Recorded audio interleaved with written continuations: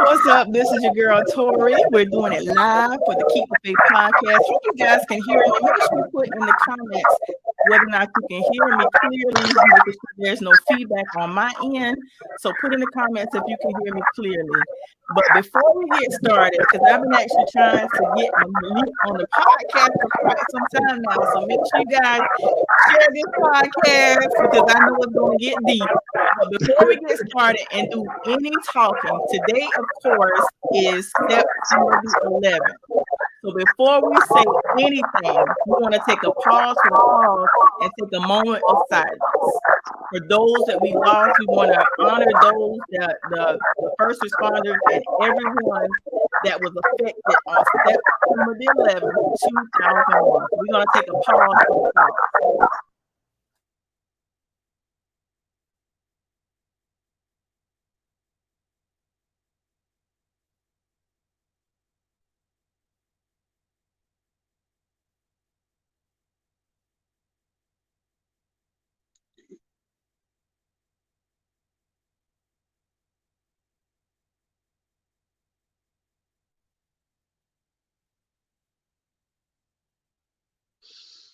Yeah, that was a deep. Okay, so my son's telling me the sound is bad. He said the sound is bad. Yeah.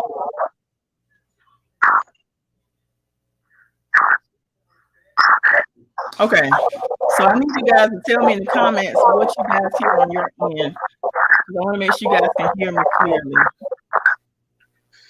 Yeah, let me know if you can hear me too. Can you hear me though? I hear you fine. Okay. But every time I speak, I hear like a lot of feedback. Oh, okay. I can't really hear it on my end. Okay. Well, this is what we're gonna do. Of course, it's ManCave. If there's feedback on my end, I'm gonna let you do most of the talking. Mm-hmm. It's ManCave Monday, so we're gonna be talking about the matters of the heart with men. And we were actually having a conversation prior to going live. And like I said, I'm gonna let you do most of the talking, but we were talking about actually you set it up because I don't want to talk too much. You were talking about giving an example of how the raising of a single parent of your mother. Then I'm going to ask you another question based on how the conversation goes. But if there's feedback, I want to talk as less as possible. Mm-hmm. Well, we was talking about how we're wired differently. Men and women, we're wired differently. And I was saying that in today's society, with all the distractions and the technology, that we kind of cross wires, kind of like you see men taking on women roles and women taking on man roles. And I don't mean like sexually, I mean like just emotionally. You know what I'm saying? You see a lot of men expressing their feelings in the feminine way now. You know, it's like different. And you see women stepping up, being strong and being masculine. You know what I'm saying? You know, we were talking about that to that effect. And I remember my mother raising me by herself, and she overcompensated for my father not being there. And then, you know, that's what we were kind of talking about. Like, I remember we were talking on the post, and I said, yeah, I thought my mother was crazy because she would discipline me and be this disciplinarian, like all the way a whole different person, and then come and say, "Come here, baby. Let me put this on you. Put this salve on you, baby. Oh man, you hurt. No, you got to act better." And I'm looking at her like, "You just did this to me." You know what I'm saying? Like, but you know, later on, I appreciated it and I understood. You know what I'm saying? Like a lot of things that I see now, we call it toxic.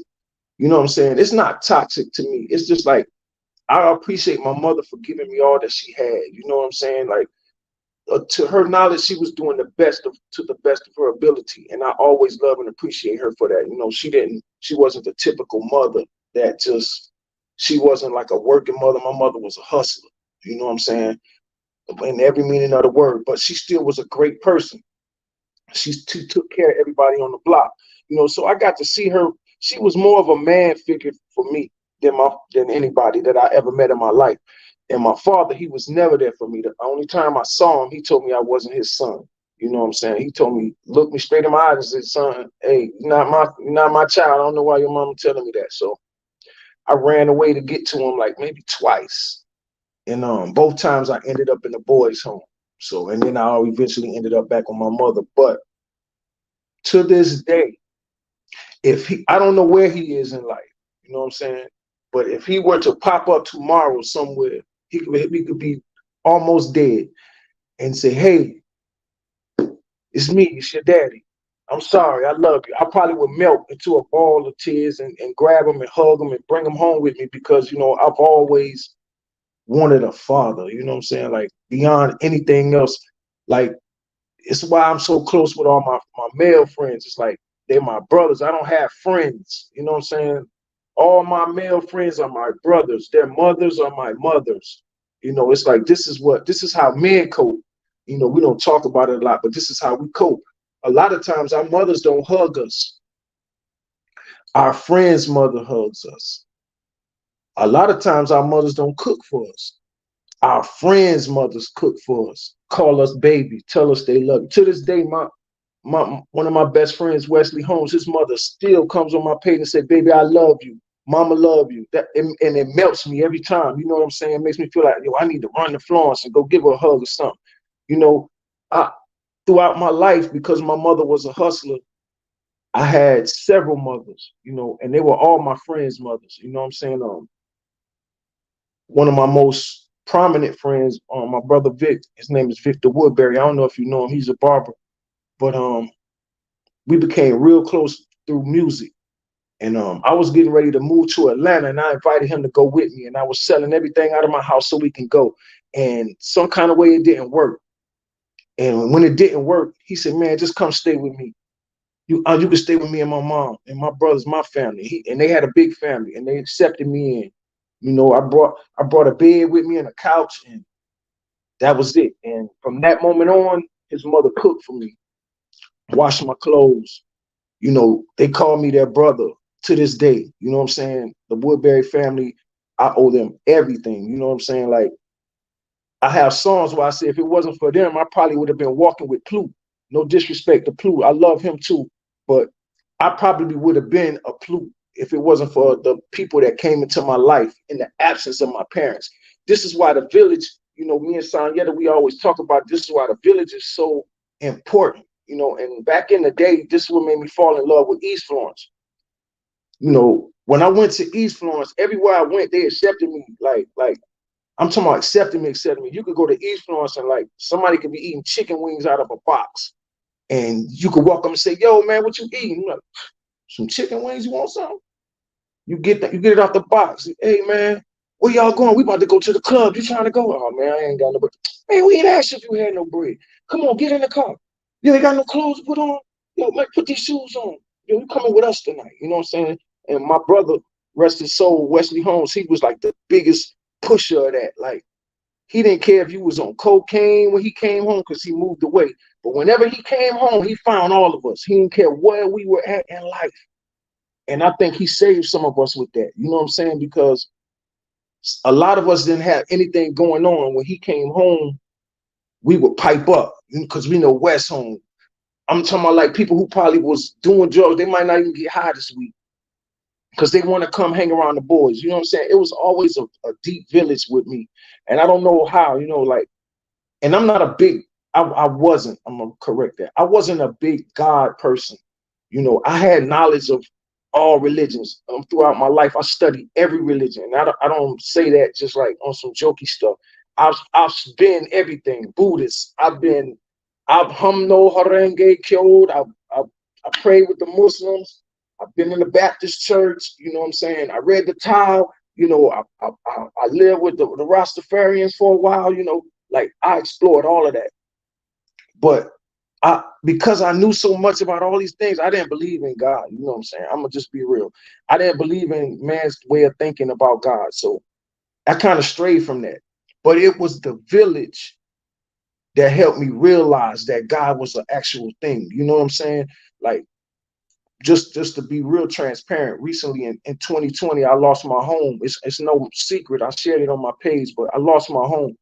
And during that time, I was real questionable about God, about myself, about my walks in life. You know, I wasn't sure whether or not the things I had done in my life were of value to people. You know what I'm saying? Did I waste my life? I remember sitting down telling my wife, like, yo, nobody don't call me on the phone. You know, I don't see none of my friends. I've done so much for so many people. I've done so much with so many people. I love so many people. I call so many people mama, mama, and woody, woody, whoop, and I do this and I do that, and nobody's calling me. They don't care about me. You know what I'm saying? This is exactly how I was. At the same time, while I'm giving everybody inspiration.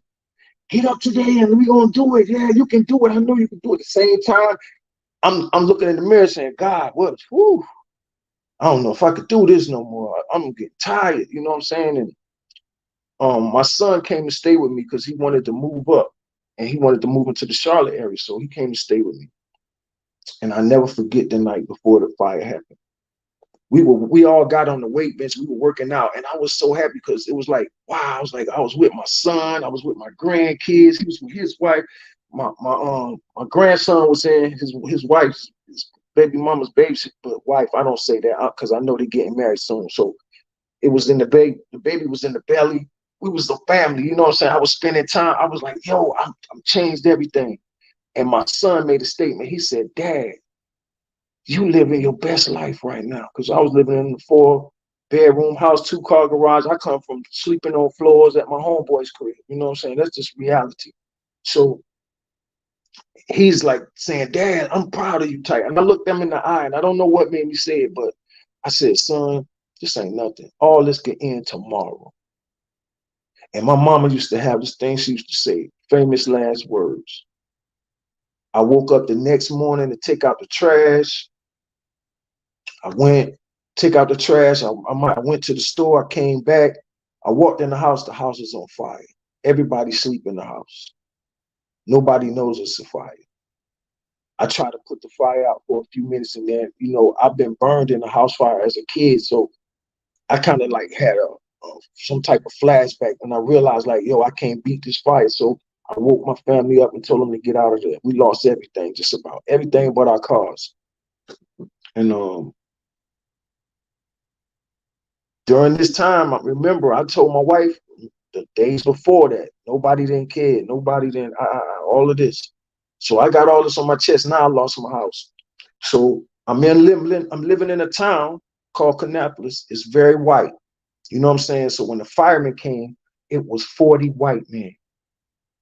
And, you know, I'm not a racist. You know, I love everybody. I've always been that way. I've grown up around a lot of people, but I've been living in the South for a long time. So that's self-explanatory. When these white men came, I've never been treated so special in my life. And everybody who came, they spoke of God. Everybody that came, they left money. They was handing us money. They were saying, here, God's going to bless you. You're going to be all right. Don't worry about it. It was, do y'all have homeowners insurance? And at the time, I'm transparent, we didn't. So I'm like, wow, this is a big blow for me. I'm living out of 2 cars. I got my son, I got my grandkids, oh man. And I forgot one detail. The night before we laughed because between the 3 of us, we had $150 liquid cash money to our name. We all had jobs and money coming in, but we didn't have no cash. So fast forward back to the firemen. Boom, everybody's handing money. The fire inspector comes, he hands us money. They leave, they come back and hand us more money. The house still smoking. Everybody who hands us money brings God. Not one person comes and say, oh, here you go. I felt it on my heart. Everybody who came brought God. So remember, I'm not really rocking with God right now. So it ain't hit me yet. But the school people, the house still on. My daughter goes to school maybe a block away. There's fire, still smoking. We heard what happened. It's right after Christmas. This happened, I think, December 30th. So this happened right after Christmas.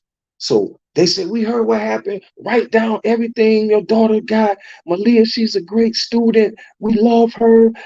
Whatever she got, we're gonna replace it. So that was done. Before we could even, we weren't really thinking about writing that down. You know, people say things and then your pride gets in the way. You're like, Before we could do that, they were coming around the corner with checks and the churches prayed. And I had a strange relationship with my daughter, with my youngest child. from my first marriage, and we didn't speak that much at the time. All of a sudden, she's on the phone. Dad, me and my church prayed. Hey, well, we sending you something big. I mean, when I say it was big, oh my God, it was big. You know what I'm saying? And I'm thinking they came with God. It was on my heart, God. Okay, boom. The most interesting thing about all of this is all my knowledge of self friends and the ones who was with me with the I ain't with the religion and I ain't with the God and the woo the woo. None of them came. I even saw something like, yo, man, yo, man, I heard what happened, man. You gonna be all right.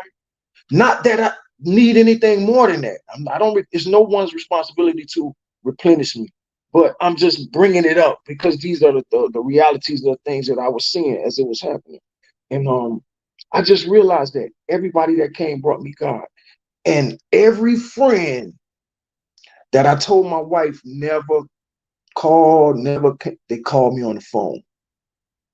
What's your cash app? Where you at? Come see me. I got something for you. My brothers, I ain't heard from, man, we got some cameras over here, man. And yo, we gonna give you can have all these cameras. Like, it's hard for me to even hold the tears back. Cause I'm like, yo, what? For me, everybody care about me. And that's when it hit me. It's like, yo, you have to let people know that you care about them. You have to let people know that they're special, because people are walking around hurt. They hurt, and we all putting on these airs, and we smiling, and we saying all these inspirational things. And I mean, because we want to push through, and we want everybody to push through, and we want people to see us strong.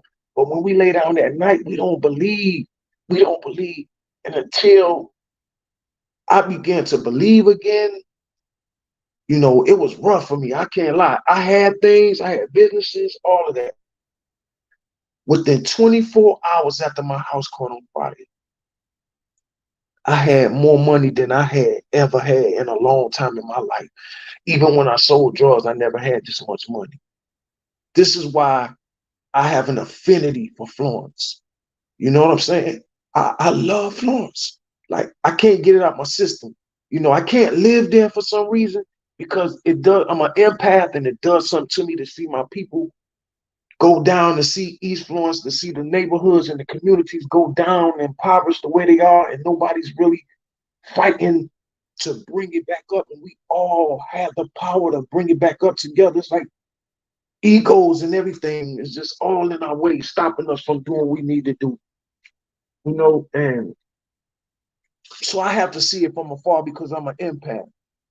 And I hate to lose friends. I hate to lose anything. That it drives me crazy. My wife, it is one thing that kind of gets on us in about me. Like, I let things bother me, and I give people way more time than I should sometimes. But it's because Florence has shown me so much love. Just that one. Nobody knows, like, where I was at in my head. You know what I'm saying? I was like, man, I'm about to go back to the street. That was that. Like, I said, I don't know what I'm gonna do. My son told me, he said, Dad, people love you. And I hear that, you know what I'm saying? But when people show you, people call me, people who I didn't even know was watching me on my Facebook, was like, yo, I see you all the time. I love what you say. What's your cash app? I want to send you some money. This is why I do what I do on my Facebook. This is why I would never monetize my Facebook. And like I said, I'm never knocking anybody else who's doing it. If people want to support me, they can support my businesses. I'm a photographer, and I make clothes. I have my own brand, Bless Up. This is my brand. I'm about to really do a big launch this coming year. So that's the way to support me financially. You know what I'm saying? I shoot videos, and I'm a photographer, and I make clothes. But as far as my page, I want to give love. I want to give back the love that people in Florence been giving me ever since I was a teen. People don't let me sleep on their floors. People don't let me, give me their beds. But I wear it well. When I was the most famous in Florence, I always say this, I only had 3 outfits, and nobody knew this about me. You know what I'm saying? Like, I came up hard. So when I talk about how I changed my life around, it brings tears. It brings testimony, because I really came from the bottom. When people say that, and I'm sorry, I didn't mean to be all nasty like this on your show, but when people say they came from the bottom, Nobody came from the bottom like I came from the bottom. I really slept on floors. You know what I mean? It's a young rapper named Roddy Ricch. He got a song called From the Bottom. And when I listen to the hook, I cry. I wish his verses were more clean. Sometimes I think about remaking it to fit me because he said, I really came from the bottom, down below. I remember them cold nights when I was sleeping on the floor. I used to dream of them Forgiato feet, but now they down below. A brother got so much money on me, I can't count no more. You know what I'm saying? Like, I'm still waiting for that part, but I ain't down below like I was before. You know what I'm saying? I'm not rich by any means. You know what I'm saying? And I'm on the grind and I'm still doing my thing, but I'm nowhere near where I came from. So I thank God every day. And I believe, like the name of your show is, it has faith in the name. So for me, I'm probably one of the most faithful people that I know because I don't care what happens to me. I never care. You know what I'm saying? My wife, she be like, I'm like, you tripping. Let me tell you about my dude. You know what I'm saying? And I don't get all holier than thou about it and like that, like other people do, but I don't knock what people do. But it's like my big homie. My wife be worried. I be like, man, big homie got us. Like, how many times we been through something? I mean, we've been through a lot. Every time we cry and moan, we like Moses when he led the people, you know what I'm saying? God give them a miracle, then they rejoice, and then walk a little further, and oh my God, why has thou forsaken? I don't do that, you know what I'm saying? And I don't have to fall down on my knees a lot, you know what I'm saying? I just believe it's on autopilot. I get up and I make moves, I make steps. When I was young, I figured something out. I never had a car. So when I wanted to go somewhere, I had to really get up and just say, I'm going. I'm gonna walk. My first wife, she lived in North Florence. I lived in East Florence. I walked to East Florence. I get up and start walking. I get halfway down the street. Yo, what's up, Malik? Where you going? I'm about to go to North Florence. Come on, man, do your right. Never failed. That for me was the beginnings of my faith. You know what I'm saying? Because when I studied 5%, they always teach you to do the knowledge. You might hear people say, do the knowledge, do the knowledge. Well, the definition of doing the knowledge is to look, listen, and observe and perceive that which is obtained through the mind, which is really, they call it the third eye. So for me, even though it might have had some wrong stuff in it, it had some good stuff in it. And I was like, okay, pay attention to what's going on in your surroundings. And this is what all men need. This is the man teaching that men need. And I think this is what a lot of us are missing because we're not in touch with our spirituality. Because just look at it for what it is. We see all of these people that are saying that they're bringing God, but I'm not judging anybody, but it doesn't look that way. You know what I'm saying? It looks like they want to be rich. It looks like they want to be famous. It looks like their ego has taken over. That's what it looks like. When I think of God, I look at somebody who don't even want to be rich unless he can bring everybody with him. When I think of God, I think of a pastor that's got his church open 24 hours, 7 days a week, 364 days a year, because this is God's work. That's why I never really tried to be like a religious person, because I said, if I'm going to do it, I'm going to go all the way. I'm going to be that guy walking down the street saying, hey, brother, it's going to be okay. Da, da, da, da, da. Let me help you do this. Let me help you. Let me show you how you can better yourself, because I feel like if you're a man of God, you should be a man of God at all times. You should never cease. If you're the pastor, you should be in your church all day long with service, because somebody needs you now. Somebody needs you right now. You know what I'm saying? So, but I don't judge it. So this is why I separate myself from it, to not say, if you ask me, what am I don't never answer that. People have come in my inbox and say, man, what God you serve? I just say, I serve God, because I don't have an understanding of what I see. You see? I don't understand that. And for men, we build with logic. You know what I mean? So if I were to follow a pastor, it would be a Geno Jennings or somebody. You know what I'm saying? Because when you watch Geno Jennings, you feel like you got to get your life together. You know what I'm saying? Like, I need to get right. You know what I'm saying? But when I watch the other pastors, I feel like, okay, I'll just send him $1,000, you know, and he gonna pray for me, and I'm gonna be all right. But to me, I feel like, man, we have to put in that work. We have to put in that pain. And if we don't, that's that cross signals I was talking about. You see men who on social media out in their baby mama. You know, I see more men out in their women than I see men and women out. And you know, it's like it's no man that's tap them on the shoulder and say, "Hey, bro, that's not what we do." You know what I'm saying? And that's what I was missing all my life. But luckily, by the grace of God, it came to me naturally. You know what I'm saying? Out of my desire, I guess. So I would say for men, we just gotta look towards it. You know what I'm saying? You gotta want it. You gotta desire for change. You gotta realize, first of all, that what you're doing is not what you like and it's not universally square. You know, like a lot of brothers, we've taken on these words, universal law. I don't know if you ever heard me say them, but that's like God. You know what I'm saying? Like God is universal law. You can't argue with universal law. Universal law is man plus woman equals child. That's universal law. Nobody else can break that. You can't. You could do it in a test tube, whatever you do. You gotta have man something and woman something to create another life. So, and I'm not talking about this other stuff, you know, that people got going on. I'm talking about actual facts. I don't deal in alter realities or subculture realities, you know, and everybody's entitled to do what they want to do with their lives. And, you know, it's a thing now, like people say, if you say you're not with it and you're against them, you know what I'm saying? Like, but that's not logical at all. Like, I just don't do it. You know what I'm saying? Like, I don't play football. I don't watch football. You know what I'm saying? But I got family members that do. I don't hate on them because they don't, you know what I'm saying? So I liken everything. I break everything down like that. You know what I'm saying? If it doesn't make sense over here, it don't make sense over there. Do what you want to do with your life. Just don't try to make me like it. You know what I'm saying? My people, they watch their football, I watch basketball. And we love each other in the middle. You know, that's how I am with sexuality as well. As long as you're not trying to put it on me and force it on me, then I'm cool. I'm not really going to associate with what you got going on, but I'm cool. And I'm not judging you because at the end of the day, I'm just a man. And I don't have an understanding of all these things, you know what I'm saying? And that's what I don't see in a lot of men too. Compassion for each other's condition, you know what I'm saying? That's men and women right now, just like compassion, like.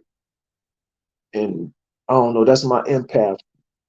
I guess that's men call it the feminine side, but for me, I just know that I'm an empath. I love people and I want to see them do good. Like I see you doing something. Hey, what did I say? I said I ain't going on nobody else's podcast until I come on yours. I've never even been on a podcast before. You know what I'm saying? So I'm like, you say, yo, will you come on? I said, I tell you what, when my mouth healed up, I'm a rock for you. So here I am rambling on about my life. You got me crying. You got your Barbara Walters moment. You know what I'm saying? But since we talking things of the heart for men, you know what I'm saying? You know, I just feel like the main thing we need is camaraderie. You know, my brother Craig Boatwright, he's in the therapy. You know what I'm saying? If that works for you, I think you should do that. You know what I'm saying? Like sit down with somebody. I think we as men should have some type of group where we just get together and just really just talk and unload.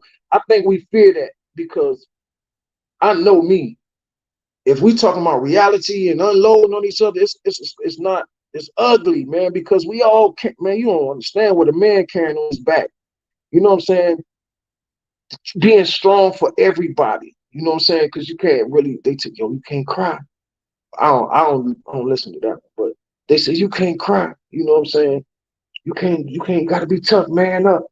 And if you're not understanding, if you're not a logical person or you're not in a great space mentally, if somebody tell you to man up, that could break you down. You know what I'm saying?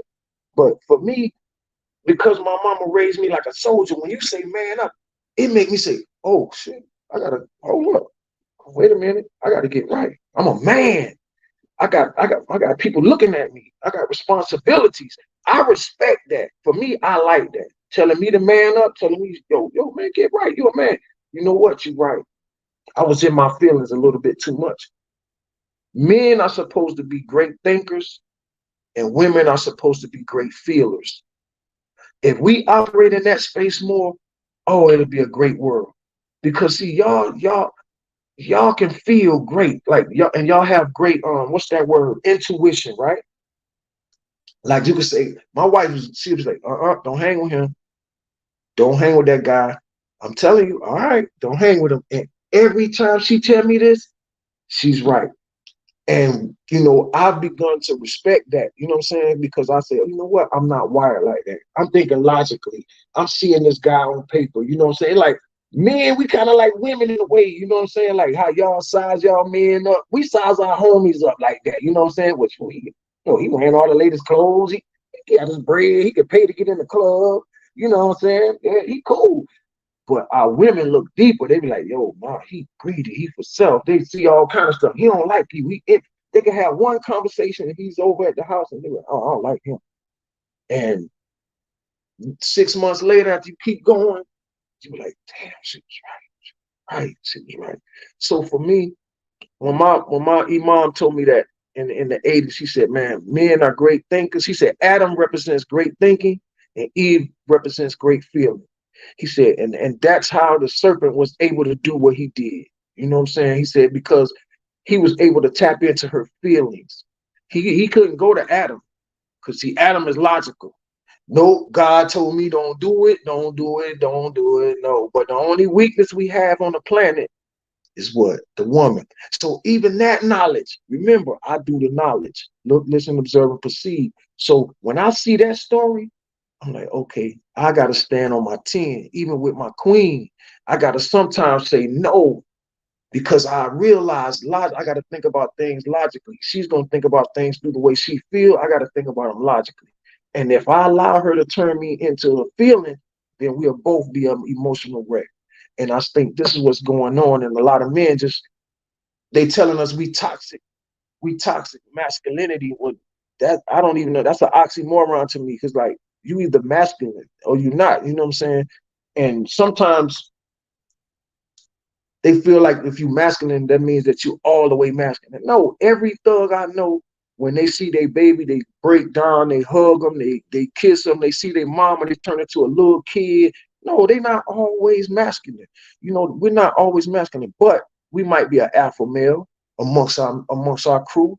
I'm definitely an alpha. You know what I'm saying? When I go in, it doesn't matter how it happens. Some kind of way I suck all the oxygen out of the room. I realize this about myself. And, I kind of pull back and like sit back in the room and let everybody have their way because I do the knowledge. But a lot of times brothers don't. So we all in the room alpha and ain't nobody did the knowledge to themselves. And this is why I say we should have those groups where we sit down as men and talk to each other about how we feel and how things make us feel. Because I think if brothers knew how things made other brothers feel, then we stop doing them, so much. Like sometimes your homies will pick on you and they might not realize it make you feel away. I had a homie that would do that. Every time girls would come around, he would say something about me to belittle me or something. You know what I'm saying? Like he felt threatened. I realized what it was. I was like, okay, bro. And then I had to let him know, like, hey, bro, guess what? I don't want none of these women in here. You can have every last one of them. I got an old lady. I don't want nothing. I promise you. I'm not trying to be with near one of them. So no matter what they say about me, you good. You don't have to fight with me. And when we had that conversation, he never did it again.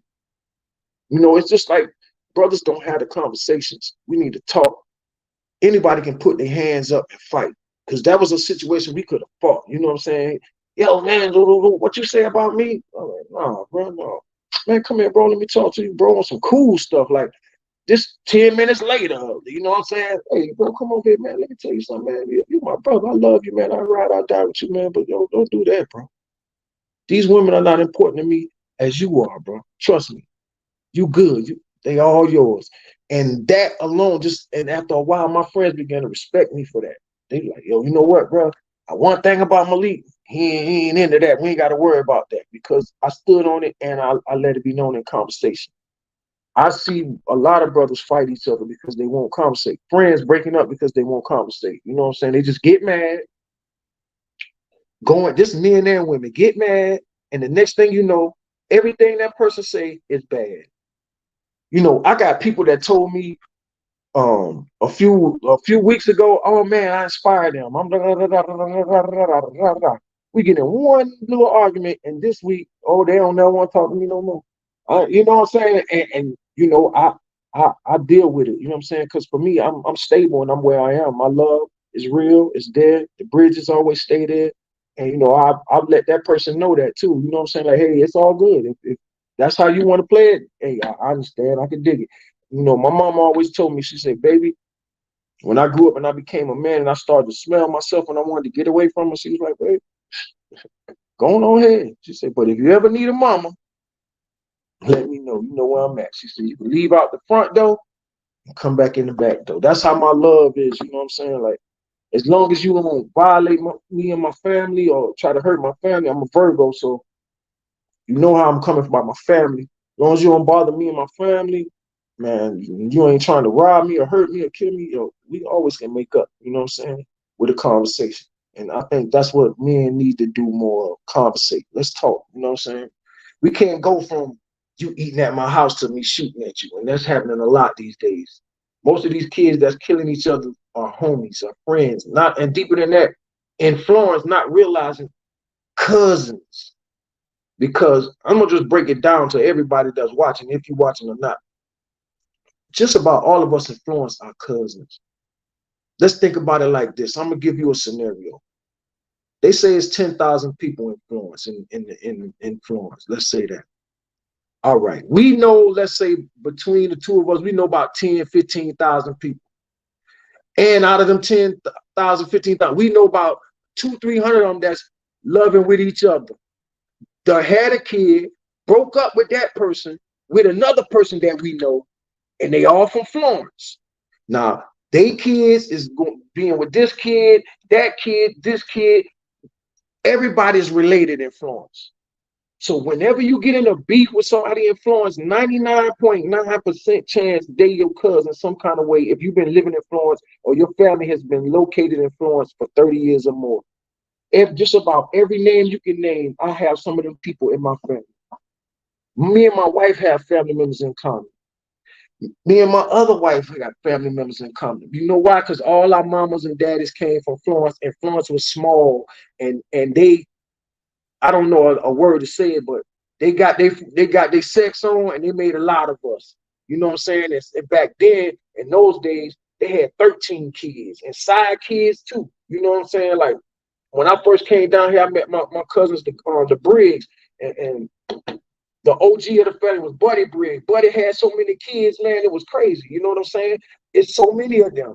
And guess what? They went out and they was with other people, and other people, uncles and backers and great. Like, this is why these conversations are so important, because we don't even know our family. We out here killing each other and don't even know we family. And Florence is, oh my God, people don't understand how special Florence is. Like, it's so much power and influence in Florence. If we came together just for 1 week, we could change the world down there. I promise you, man. And you know what I mean when I say we. If we came together for 1 week, on two hands, I know judges, I know council people, I know mayors. I'm talking about bondsmen, contractors, and I got all their phone numbers. I can call them all, but some of them don't call each other. You got this one that don't call that one for whatever reason, that one that don't call. But I'm connected to all of them. So it's like I'm sitting on like in a position like, wow, if I could just get all of them in the room at one time and take all the egos out the room and say, let's change the world for these kids, man, because we need to bad down there. It's nothing for kids to do down there. Nothing. When I say nothing, I mean it's absolutely nothing for children to do down there but try to act like grown folks. And that's it.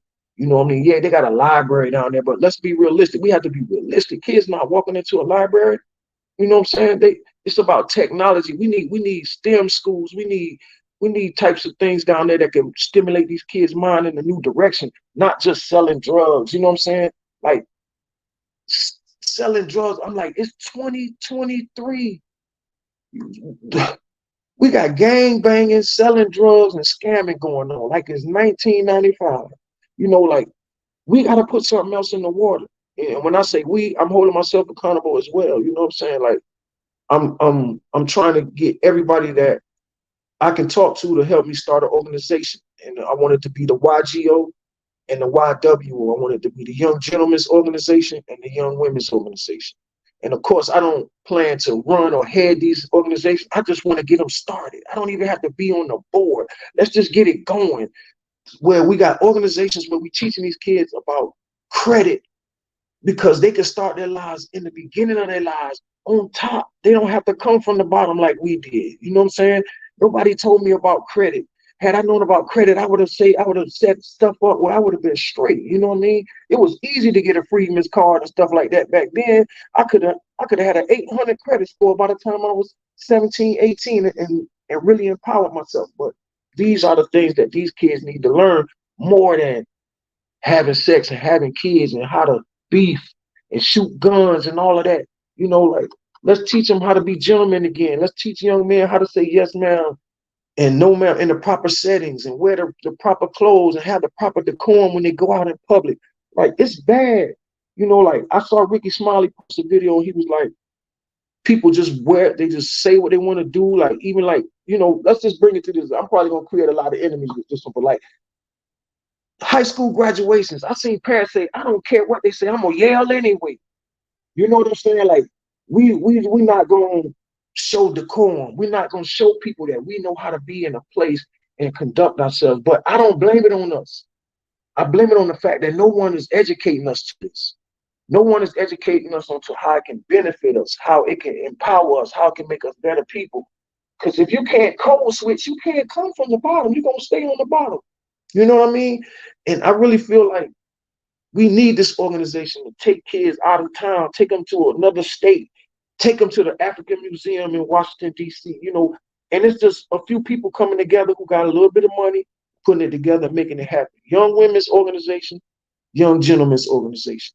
I feel like it's needed in Florence. I think that would be a big change in Florence, South Carolina. If I could do anything else before I die, I would love to be a part of making that happen. And like I said, my name don't have to be on it. I don't have to be a part of it other than I thought of it and I put the seed in the ground and watched it grow. But it needs to happen because right now, let's just say, for instance, your son, God forbid, something happens to you and he's living in Florence and he's with family and he just said, man, I don't know what to do. Where will he go? Where's your child?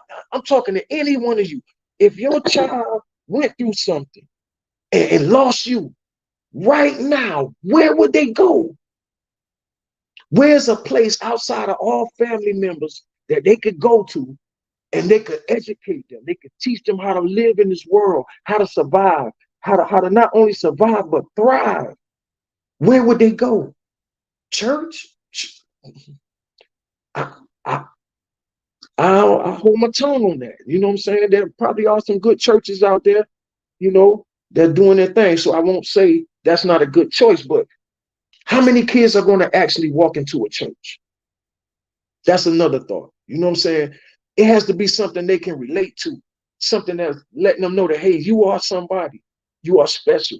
These kids are walking around doing drugs and all of this stuff because they don't feel special. They're reaching for low-lying fruit. I know I used to be these kids. You know, it's like we out there straight trying to be as bad as we can be to impress each other. And that's the actual facts. We live amongst each other. Our parents don't know what we're doing. And we out here doing all kind of stuff, kicking in doors. We doing drugs. We having risky sex. We treating women like they're nothing. Women are doing things of this nature as well. They're not victims out here all the time, but it's just a big cesspool going on. And I remember it. I never got it out of my mind. And I always, as a child, wished I had somewhere I could go. And it wasn't the boys' club. It used to be, but it wasn't. It's like seeing like people just all the old ways of thinking. It wasn't relatable anymore. You have to be able to offer a child something. If a child is out there gang banging, selling drugs, you have to show them about money. You can't take that child in there and show them God. I'm just be honest. You got to show them how they can get money and take care of this because they're already out there in the economic situation. They already got a feel for what money is, and you got to just take it and deal with it. I seen a movie, Blue Hill Avenue, and it's a scene in the movie where the young brother decides he's going to be in the street, and his uncle got a business, a barbershop. He said, well, Since you decided you're gonna be in the street, let me tell you what you got to do. And I think we need those type situations as well. We need places where somebody can go. It's like, oh, what? Oh, you trying to be in the game? Well, let me tell you what comes with that. Let me show. Here's one of our people. He's a mentor. He used to be in the game. Let him tell you what that life entails. And that's what I mean. That's the village, because you get a gang member to talk to gang members. Somebody who changed their life. You get a drug dealer to change his life to talk to drug dealers that change so they can change their lives. And other people, like I salute Lester Young, like he's one of the people that's out here doing things like that. He's doing it on a magnanimous level. He's going from here to there to there to here. But we need something grassroots too. You know what I'm saying? But he lives in Columbia. We need somebody in our area to take responsibility for this neighborhood, these kids. And you see what's happening. The neighborhood is dwindling. We losing kids every day. Parents just don't know what to do. It's because we're not trying to fight for the kids. That's my opinion. We need to fight for the kids. We need to slow them down a little bit and show them a new way so that they can get their head together, because if not, the future don't look too bright in that area. It looks like they're going to gentrify us out of there. And all of our communities that we love so dearly right now, they're going to be gone in 10 and 20 years. And you're not going to be able to afford that area. But we can affect change right now and get some young men minds, because we need contractors. You know what I'm saying? We need black contractors. We need young men to be contractors. We need young women to be contractors. Because when I was out there working, I saw women out there fixing up houses. There's women out there now that's buying houses and building them up. But we need more. We need those women to educate. That's what the YGO and the YWO would be, a place for those people to meet with their kids on their level. You see what I'm saying? So yeah, I put that in out there. I don't mean to take over and do what I do, but that's that alpha thing I was talking about. But that just came to me, and yeah, YGO, Well, listen, YWO. I wanted you to do most of the talking anyway, because my sound is horrible. Yeah, I heard But that in the back of my head too. I was trying to keep it going, but I'm serious about it, man. Like the YGO, the YWO, or I don't care if you call it whatever you call it. Create it, make it happen. I'm just putting it into the space. My OG used to tell me, he say, be careful what you put out in the air, because somebody will do it. So yeah, that's what I'm doing. I'm putting it in the air. Somebody do it. I challenge anybody to take it up, start an organization. Also, I want to implore people to come together. I want to give you a thought process. If it's 10, if you have 10 family members that you love, this is what I challenge you to do. Or maybe you got 20, 10 or 20. I'm going to give you two different ones. If you got 20 family members and you all sit around the campfire and you always talk, I want you to come together, create a bank account, put $20 a week in that bank account together. Don't touch it. No matter if light bill do whatever, don't touch it. If you do that for 1 year, that's $20,000. If you do it for 5 years, that's $100,000. Now, once you do that for 5 years or 1 year, now you can create a business for everybody involved in the situation. Now you can affect change for the kids and your families. This is how we got to start thinking. You know what I'm saying? We got to stop thinking singly. I see a lot of families struggling apart. You know what I'm saying? That's my aunt. She over there. She looked like she doing good, but she's struggling to pay that mortgage. We over here, we struggling. The kids ain't doing good. I mean, they going to school and they making the grades, but then they get the diplomas, but what's they doing with the diplomas? We got to start being realistic with each other and our families. I want to do this, and I've been telling people to do this, but I can't get anybody to do it. So here again, I'm putting another seed out. If it's 10 people you do, you just double the amount of money. If instead of 20 a week, you do 40 a week. And you don't have to do 40 a week. You could just say, how much is that a month? Pay that a month. But if you do that and consistently put something away, as a unit, you're empowering yourself. That's what this is all about, empowerment. In these days and times, it's about economic empowerment. If you don't have money in the next 5-10 years, it's going to hurt bad. And when I say bad, I mean real bad. If you don't notice things are going up, it ain't just eggs. You know what I'm saying? We making all these jokes about the egg. It ain't just eggs that's going up. Everything is going up. Rent is going up. In New York, the average rent is $10,000 something. You know what I'm saying? To live up downtown in the downtown area. So that just lets you know the world is changing. We have to start thinking economically. America is a capitalist nation. And if you don't know what that means it's about getting money. They don't respect anything else but getting money. So you have to find ways to get money. And these days, it's a plethora of ways to get money. And look into passive income. That's Google those words, look into passive income. I'm telling this to anybody that's listening because these are the things that you have to start thinking about if you want to win or just survive. I myself, I'm telling myself at the same time because these are things that I'm realizing that's changing in the world. It ain't about having money up under the bed no more. You got to have money in the right places, and you got to be moving and shaking because if not, your money will be worthless. We've been hearing it for years. Now, buy gold, buy this, buy that. Yeah, well, we're almost at that point. We're really almost at that point where you got to get your money right, or it's gonna ain't nobody gonna be showing no love. And so this is what I want my people to do: come together, empower yourselves. Empower yourself. Start growing your own food. All of this stuff you can learn how to do on YouTube. Get on YouTube and Google it. Living off the grid. Google growing your own food. Google, you know, alkaline. Just when you hear people talking about this stuff, Google it. Look it up. Do some real due diligence on it. You know what I'm saying? Because it may change your whole life. I did some Googling and I swear I knocked 100 pounds off my body off YouTube. Just by going to YouTube and seeing what was going on with me. I'm doing too much sugar. Okay, guess what? I don't drink sodas no more. No sugar sodas. If you see me drinking soda, it's got zero sugar in it. I limit my intake. Sometimes I cheat, I'm human, but it's not like it was before. And I haven't even started working all the way out. And the weight just came off. See, I learned that from YouTube. I learned that from going and finding out what's going on with us. And that's what we have to do. We got to start doing more knowledge and start to empower ourselves as family units because our families are, like with your son, yeah, get him on it. Find out what make him tick. You know what I'm saying? And if it's something that he can do on his own, go with him and get on YouTube. You know what I'm saying? Because I promise you, it's somebody on YouTube that's doing it that'll show him step by step how to do it. And that's the beautiful thing about the pandemic for me. The pandemic made me have to learn things again. So now, because of the pandemic, I know how to make clothes. And I'm always learning. I learned photography from YouTube. Everything I learned from YouTube. I cannot lie. I never been to anyone's school. Everything else I learned just from doing the knowledge. That's just that little thing. But yeah, empower yourselves. That's what all that long little tirade was about. Get money and empower yourselves together. Like Caesar said on the Planet of the Apes. Apes separate, we apes together, strong. You know what I'm saying? And when we apply these things we see in these movies to life, man, what a great place to be for us, man. Because there's so many of us. We beautiful people. We all doing things. You doing something. Tanya doing something. I'm doing something.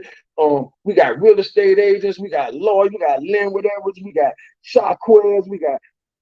I can just name all day long. My cousin Tanya Mormon is the mayor. I'm talking about we should just have a big dinner somewhere and just take over, man. Make it beautiful around here for the kids. Let's try that. Can we do that this year? Can we find a way to put all our differences aside and sit at a table just one time and see what we can come up with for the community of Florence? Can we do that? I'm talking about everybody. Mr. Al Bradley, Tanya Mormon, you, me, we're the media. We just the media. We don't make no laws. We just want to be there just to document it and be the mediators. You know what I'm saying? Somebody to show love. But all of my dignitaries out there, we got LaShonda Nee Smith, we got Shaquez, what's my man name? Isaac, you know what I'm saying? I don't care what we've all been through, and we all done had arguments and debates behind the doors and all that. Man, let's squash all that and let's save Florence, man. We got one last chance to do it, and y'all know it. Y'all know what I know because I watch, and I know y'all know what I know. We can save this community. Let's do it. And I ain't gonna talk no more. You know what I'm saying? Because I gotta. What time is it? Malik, I know you did that. For some reason, I think it was meant for you to do most of the talking because my sound is horrible. Won't he will? It is ManCave Monday. So I wanted you to do most of the talking. So this is how I want to end because I want to stop talking. I want you to tell everyone how to get in contact with you and your social media platform. No doubt. No doubt. Well, I just recently started a new platform called CarolinaRaw.com. It's Carolina with a K. And then what I plan for it to envision for it to be is to be like a platform for everybody, entertainment and urban, the urban, platform to come there and share their information. You know what I mean? Like if you got a club, if you are a club owner, a manager, if you're an artist doing your thing in the Carolinas, either one. Um, if you, I don't care what's going on. If it's a big event, a festival that I need to go to, everybody, like whatever festival it is, like our Pecan Festival, it's somebody else that has something somewhere else. I want to expose everything in the Carolinas that we doing entertainment wise. You know what I'm saying? We have Southern soul artists, we have jazz artists here. We have Geechee Gullah culture. I'm gonna go down there and spend some time with the Geechee Gullah culture. I'm gonna document that. I need help too. So, I'm always looking for people. If you got camera, you want to be down, check me out. Go to CarolinaRaw.com, scroll all the way to the bottom, put your email in, subscribe, and just hit me up and let me know what you're trying to do. Or either on Facebook, Malik Williams, go in my inbox anytime there, or either on Instagram, Malik_Williams_704. You can find me there. And on TikTok, I'm Malik Malik_Williams715. So I'm everywhere, Malik Williams. Just you see the bald head, you know it's me. Or you might see my son with the dreads. He looked like me with hair, but that's my son. He's also down with the camp. But yeah, that's where you can find me at anytime. Just inbox me. I'm down to network with people. I'm a photographer. I love to take creative imagery of people. That's my thing. You know what I'm saying? I love to take pictures of family and document family, and that's me in a nutshell. Malik, you did this. I ain't had to say anything. This was actually my goal to talk about the heart of a man. Yeah. And you did that, my brother. So once I get my sound together, you definitely got to come back. Oh yeah, most definitely. And this is my first time, you know what I'm saying? I'm kind of nervous. I'm getting used to it. And but I had to do it, you know what I'm saying? Because I'm getting ready to start doing it because it's getting ready to be part of how I get the message out, you know what I'm saying? I really appreciate you allowing me to come on your show first. Listen, after 10 minutes, your nerves should have been gone. Oh well, like I told you, I could run my mouth any day, anytime. You know what I'm saying? my daughter once told me. Go ahead. No, my daughter once told me. She said, "Dad, you can talk your way out of anything." And this is something that I want the ladies to know as well. Sometimes we have to be quiet and listen to the heart of a man. You don't always listen to respond. You have to listen to understand. Indeed. And your man will appreciate you for it. You know what I'm saying? For real. Sometimes, it's just like, I just feel like as women, you guys are conflict resolutionists. So when things happen, you guys just want to interject. You want to say, "Oh, you ain't got to worry." You don't mean, we know you don't mean bad by it. You know what I'm saying? But it's that man up thing. You know what I'm saying? Sometimes you're just like, "All right, okay, I'm gonna just go into my." So this is where I'm at. I'm in. What did you say? What? I'm in my man cave. I spend a lot of time here. You know what I'm saying? So this is where I'm at all the time when I feel like that. And maybe you got a man and he's always in that room, and you like, why is he in that room? It's because he's not able to be vulnerable outside of that room. So, if you go into that room with him, you got to let him be vulnerable. You know what I'm saying? And when you do, once a man can be vulnerable with his woman, it takes the relationship to another level. I always tell my wife, when things are good between us, I feel like I can take over the world. If it's not right, when I leave that house, I'm unsure about myself. You know what I'm saying? And I noticed that. Like I've noticed that throughout our whole relationship, and we've been together for 30 years. And every time, if I know she got a feeling in her head about me or something we got going on, I don't even want to go to work. I promise you, I'd be like, man, I gotta go figure this out. We gotta talk. Cause I can't move. My battery ain't in my back right. It ain't somebody that put it in right. You know what I'm saying? But when man, she give me that kiss and she say, "Hey, baby, go do it." You know, I tell a story like, cause my wife been with me for a long time. When I was living a life, and one time I was running and I was in the woods and I gave up. And I called my wife on the phone. I said, "Baby, I don't think I'm gonna make it home this time." I said, just get ready to whoopty whoopty whoop. Before I could say what she said, "You got to make it home." And it was like, I don't know what it was. I hung up the phone and I made it home. You know what I'm saying? It wasn't a good thing, but it was a good thing, if you understand what I'm saying, you know. And it's just women have that power. You know what I'm saying? And that's the thing that I want women to like. You don't have to be hard to control a man. You know what I'm saying? Because most of us, once we choose you, we want to be controlled by you. We actually do. We already allowing you to control us because whatever it is you like, we trying to provide. You know what I mean? That's why we with you. You know what I'm saying? But if you make it a hard task for us to provide or make it like you taking it from us, then you meet that other guy.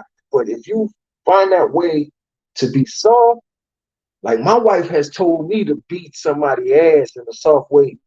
You know what I'm saying? Like, and I understood that, yeah, maybe I need to do this. You know what I'm saying? She still was a woman about it though. You know what I'm saying? Ain't no toe to toe. Yeah, because she know I'm the lion. She's the lioness. But see, if you pay attention, the lioness is colder than the lions. You know what I'm saying? The lion is just a symbol of power.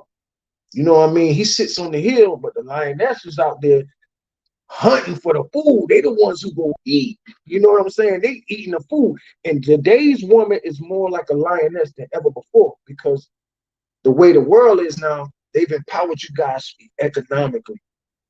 So if a woman can see her position as like a lioness, then it won't be as bad. But then the man has to be a king too. You know, like I hold everybody accountable. You have to be king worthy for a woman to queen you. You know what I'm saying? Like it's a blessing to be queen for a woman to come and say, "All right, I'm under you.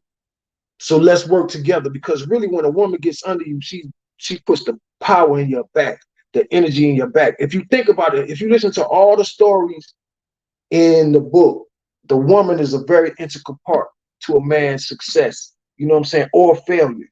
If you got the right woman, you succeed. Noah. If you got the wrong woman, you could fail. Lot. You see what I'm saying? But Lot had what? Logic. He was like, okay, she want to go back. God said, don't look back. I ain't looking back. You know, he kept on going. He was going. But, you know, sometimes there are messages in that. And see, like, I don't look at that as to mean a woman is bad. That just means I have to realize what her place is. It's in her heart and her feelings. So I have to know how to deal with her. And I'm learning that in this conversation as well, because I'm realizing maybe now I have to be a little softer with my woman when I talk to her. Like, and I'm learning this right now while we're talking. No lie. Like, because I'm a disciplinarian. That's me. I'm alpha. But I'm realizing in this moment, because of how y'all built, I just figured out another way to deal with things with women. And this is what, as men, we have to be able to do and be willing to do. Hold yourself accountable so you can grow. You know what I'm saying?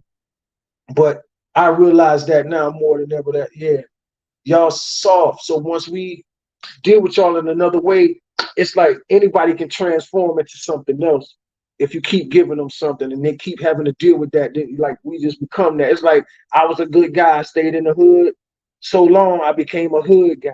You see what I'm saying? But the real me, I was supposed to be a lawyer or something, but you know, the boys weren't having that. It was like, man, you think you're better than us? And you know, I I wanted to be part of the reindeer games. I can't put it on all of them. I wanted to be down with the game, and I chose the wrong path. And you know, I paid a little. I learned a lot of lessons. I don't think I paid too much. You know what I'm saying? I'm still here. I got a lot of friends I lost, but I'm still here. By the grace of God, I'm able to teach my kids and teach other people. And so that's what my life is about.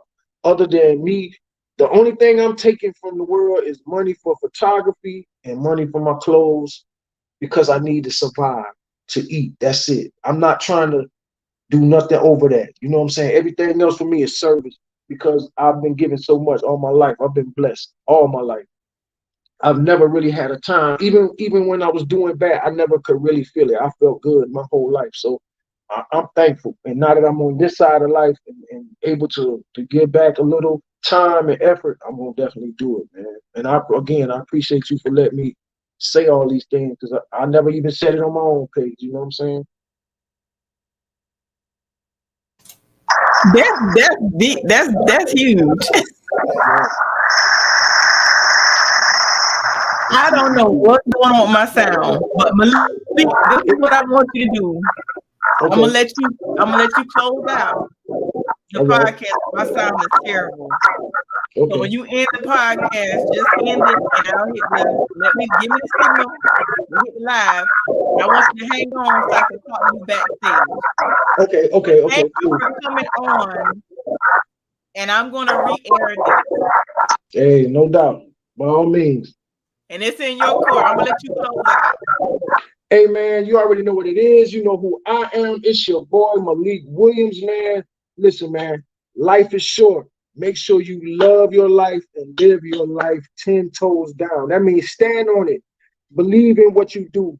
Don't be afraid to be who you are. You know, I got a clothing line coming out with that too. We'll share that later. Because like I said, that's how I make my bread. But listen, it's all about life, loving the people that you got in your circle, empowering the people that surround you, and being a great person to other people so that they can realize that, hey, man, it's okay to be great. You can be powerful, but you don't have to be a tyrant with it. You know what I'm saying? And yo, listen, this has been another episode of Keep the Faith with Tori, ManCave Monday. We'll see y'all again next time because I'm coming back with a passion.